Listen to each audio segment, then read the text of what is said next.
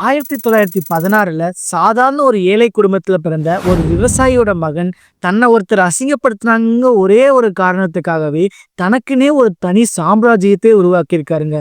Motivation ஸ்டோரினா இப்படி தாண்டா இருக்கணும் அப்படின்னு சொல்லி இந்த உலகத்து முன்னாடி வாழ்ந்து காமிச்சிட்டு போனவர் தான் லாம்போகினியோட ஓனர் ஃபெரிசியோ லாம்போகினி.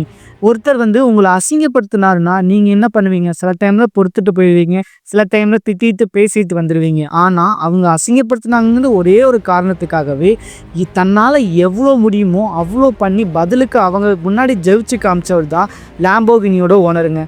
அப்படி இவர் என்னதான் பண்ணினாரு? இன்னைக்கு சூப்பர் கார்ஸ்ன்னு சொன்னாலே மறக்க முடியாத ஒரு பேரா இருக்கிறது லாம்போகினி தான். அப்படி ஒரு பிராண்ட் எப்படி உருவாச்சு? இந்த மாதிரிலாம் இன்ட்ரெஸ்டிங்காக தெரிஞ்சுக்கணும்னா மறக்காம இந்த வீடியோவை ஃபுல்லாக பாருங்க. அதுக்கு முன்னாடி இந்த மாதிரிலாம் இன்ட்ரெஸ்டிங்காக தெரிஞ்சுக்கணும்னா நம்ம சேனலை மறக்காம சப்ஸ்கிரைப் பண்ணிக்கோங்க.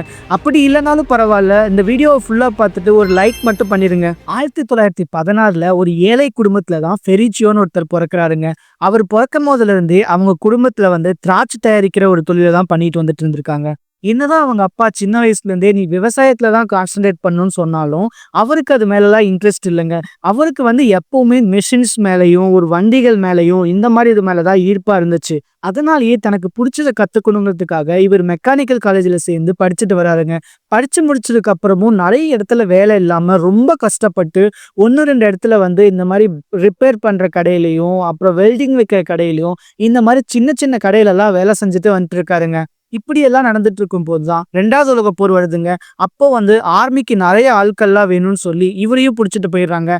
ஆனா இவர் அவ்வளோ பலசாலியும் இல்லை, அவருக்கு போர் அந்த மாதிரி இது எதுவுமே தெரியாதுங்கிறதுக்காக தனக்கு தெரிஞ்ச ஒரு மோட்டார் ரிப்பேர் பண்றது, வண்டி ரிப்பேர் பண்றது இந்த மாதிரி வேலையை தான் அங்கேயும் போய் பண்றாருங்க. அங்க போய் தான் இவர் ஒரு வண்டி எப்படி ஒர்க் ஆகுது இந்த மாதிரி விஷயங்கள்லாம் தெரிஞ்சுக்க ஆரம்பிக்கிறாருங்க. அதுக்கப்புறமா ஒரு வேற நாட்டோட கையில இவர் மாத்தி சிறையில் அடைச்சு வச்சிடறாங்க. அங்கேயும் போய் தன்னோட விடாமுயற்சியை கைவிடாம அங்கேயும் வண்டியெல்லாம் ரிப்பேர் பண்ற வேலை இந்த மாதிரி வேலையெல்லாம் பண்ணி அவங்க கிட்டயும் நல்ல பேர் வாங்கி கொஞ்சம் கொஞ்சமா அங்கிருந்து வெளியே தன்னோட ஊருக்கே திரும்பி வந்துடுறாருங்க. தன்னோட ஊருக்கு வந்ததுக்கு அப்புறம் அவர் கல்யாணம் பண்ணி அவரோட வாழ்க்கையில நிறைய கசப்பான விஷயங்கள் நடந்து அவங்க ஒய்ஃப் இறந்து இந்த மாதிரி நிறைய துயரங்களுக்கு அவர் தள்ளப்பட்டாருங்க. அதுக்கப்புறமா லைஃப்ல ஏதாவது ஒன்று சாதிக்கணுங்கிறதுக்காக 2-3 மெக்கானிக்கை வச்சு ஒரு சின்னதா டிராக்டர் கம்பெனி லாம்போகினின்னு ஆரம்பிக்கிறாருங்க. அது கொஞ்சம் கொஞ்சமா க்ரோ ஆகவும் ஸ்டார்ட் ஆகுதுங்க. இவருக்கு சின்ன வயசுல இருந்தே சூப்பர் கார்ஸ்னா ரொம்ப பிடிக்கும். அதனால அப்ப ஒரு டாப்ல இருந்த ஃபெராரிங்கிற ஒரு காரை இவர் வாங்குறாருங்க. அப்படி வாங்கின அந்த ஒரு கார்ல அப்பப்ப கிளட்ச்ல ப்ராப்ளம் வந்துட்டு இருந்ததுனால இவர் அடிக்கடி போய் சர்வீஸ் விட்டுருக்காரு. அப்படியெல்லாம் விடும்போது அங்க இருக்கிற மெக்கானிக் கிட்ட இந்த மாதிரிலாம் ப்ராப்ளம் இருக்கு இந்த கார்லன்னு சொல்லி அவங்க பெருசா மதிக்கவே இல்லைங்க அவரை. இதெல்லாம் நடந்துட்டு இருக்கும் போதுதான் ஒரு டைம் இவர் ஃபெராரியோட ஃபவுண்டரார என்சோ ஃபெராரியை மீட் பண்றதுக்கு ஒரு வாய்ப்பு கிடைக்குதுங்க. அந்த ஒரு மொமெண்ட் தான் லாம்போகினின்னு ஒரு பெரிய சாம்ராஜ்யமே உருவாகிறதுக்கு ஒரு ரீசனா இருந்திருக்குங்க. அவர் அன்னைக்கு என்சோ ஃபெராரியை பார்த்துட்டு இந்த மாதிரி இந்த கார்ல சின்ன சின்ன மிஸ்டேக்லாம் இருக்கு, இதெல்லாம் சரி பண்ணா இந்த கார் நல்லா ஓடும், நல்லா சேல்ஸ் ஆகும்னு சொல்லியிருக்காருங்க. இதெல்லாம் சொல்லும்போது இதை சொல்றதுக்கு உனக்கு என்ன தகுதி இருக்கு? சாதாரண ஒரு டிராக்டர் தயாரிக்கிற ஒரு கம்பெனியோட ஓனர் நீலாம் இதெல்லாம் பேசலாமா அப்படின்னு சொல்லி இவர் ரொம்ப அசிங்கப்படுத்திருக்காருங்க. இதனால இவர் ரொம்ப மன உடைஞ்சு போயிட்டாரு. ஏன் டிராக்டர் தயாரிக்கிறவன் காரை பத்தி பேசக்கூடாதா? எங்களுக்கு என்ன அப்படி தகுதி இல்லாம போச்சு? இதை விட ஒரு நல்ல காரா நாங்க உருவாக்கி காட்டுறோம்னு சொல்லிட்டு ஒரு சபதம் போட்டு போறாருங்க ஃபெராசியோ. அப்படி அவர் சொல்லிட்டு போகும்போது என்சோ ஃபெராரி கூட சேர்ந்து எல்லாருமே சிரிக்க ஆரம்பிக்கிறாங்க. ஏன்னா ஃபெராரிங்கிறது அப்ப அவ்வளோ பெரிய பிராண்டுங்க.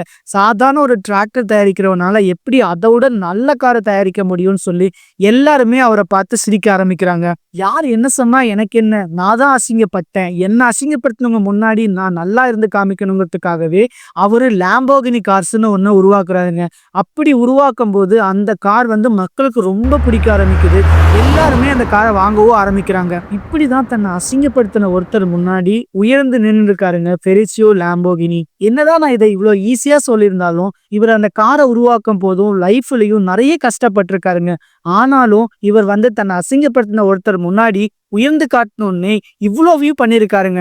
நாமளும் இந்த மாதிரி தான் லைஃப்ல நிறைய அசிங்கப்பட்டிருப்போம், நிறைய அசிங்கப்படுத்தி இருப்பாங்க. உங்களால இதெல்லாம் முடியவே முடியாதுன்னு நிறைய பேர் சொல்லியிருப்பாங்க.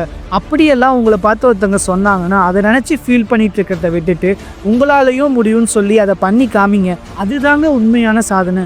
உங்களாலையும் முடியும்னு நீங்க நினைச்சீங்கன்னா இவ்வளோ பெரிய சாதனை வேண்டாம், சின்னதா முடியும்னு நீங்க நினைச்சீங்கன்னா கூட கமெண்ட்ல தம்ஸ் அப் கொடுத்துட்டு அதுக்கான வேலையை நீங்க ஸ்டார்ட் பண்ணுங்க.